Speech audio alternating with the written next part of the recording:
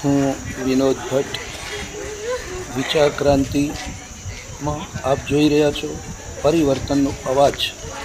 માતર તાલુકાના રતનપુર ગામે 150થી વધુ ઝાડા ઉલટીના કેસો નોંધાયા હતા, જેની અંદર બાળકો અને સૌ ભાઈઓનો સમાવેશ થાય છે. તેમને ખેડા સિવિલ હોસ્પિટલની અંદર દાખલ કરવામાં આવ્યા હતા અને તેઓ શ્રી સારવાર નીચે સૌ સારવાર લઈ રહ્યા છે. અને સૂત્રોના જણાવ્યા અનુસાર સૌની તબિયત સુધારા પર છે, પરંતુ આ બનવાનું કારણ શું એ સૌ ચિંતાનો વિષય બની રહ્યો છે.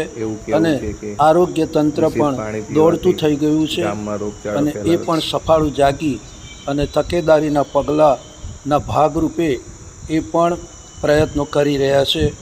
તો આપ સૌ પણ આ ગરમીની અંદર આ હીટ વનથી બચવા માટે અને ઝાડા ઉલટીના કેસો અથવા તો ડિહાઇડ્રેશન ન થાય એના માટેના પ્રયત્નો કરવા અને સાવચેતીના પગલાં રૂપે આપણે સૌ બને ત્યાં સુધી તબિયતની સાચવણી કરીએ, ખાનપાનમાં ધ્યાન આપીએ અને રહેણી કરણી સુધારીએ અને જીવનનું લક્ષ્ય પ્રાપ્ત કરીએ.